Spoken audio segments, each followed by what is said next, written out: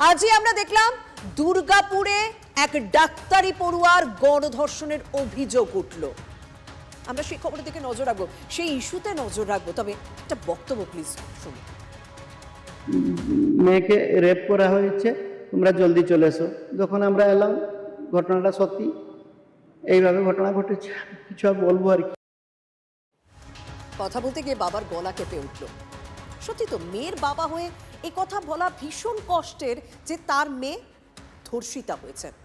শোনাও স্বাভাবিকভাবে একটা সাধারণ মানুষের ভীষণ কষ্টের, কিন্তু এই ঘৃণ্য অপরাধের সঙ্গে সমাজকে তো প্রত্যেকটা মুহূর্তে লড়ে যেতে হচ্ছে। জলেশ্বর থেকে পড়তে এসেছিলেন এই বাংলায়, এসে কি হলো? গণধর্ষণের শিকার হতে হলো ওই পড়ুয়াকে।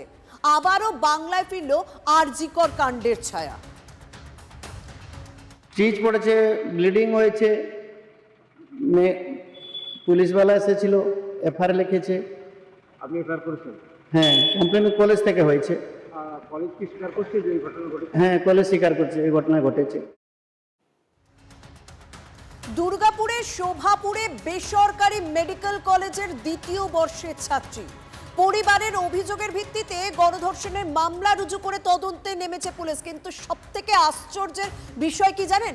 যেখানে এই ঘটনাটা ঘটেছে তার গুরুত্ব যদি আপনাদের সামনে তুলে ধরি, আপনারা প্রত্যেকে অবাক হতে বাধ্য হবেন। যে জঙ্গলে এই ঘটনাটা ঘটেছে তার একদিকে দুর্গাপুর থানা, আর একদিকে নিউ টাউনশিপ থানা, আর কাছেই সিআরপিএফ এর ক্যাম্প রয়েছে। ক্যাম্পাস থেকে বেরিয়ে ডান দিকে আবার মোহনবাগান সরণির মতো গুরুত্বপূর্ণ রাস্তা, সেখান থেকে যদি কিছু দূরে এগোন না, সিআরপিএফ ক্যাম্প। যে এলাকার কাছে দুটো থানা রয়েছে, ক্যাম্প রয়েছে, সেখানে একদল দুষ্কৃতী এসে, মানে তিনজন দুষ্কৃতী এসে গণধর্ষণের মতো ঘটনা ঘটে দিয়ে গেল।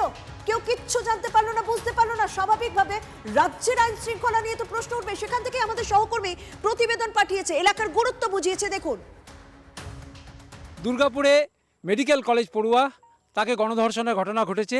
এই যেই জায়গায় ঘটনা ঘটেছে সেই জায়গা থেকে বাঁদিকে নিউ টাউনশিপ থানা, তার কিছুটা আগে সিআরপিএফ ক্যাম্প। আর এই যে মেডিকেল কলেজ তার থেকে আরও 5-7 কিলোমিটার গেলে দুর্গাপুর থানা, 2 কিলোমিটার দূরে বিজন ফাঁড়ি।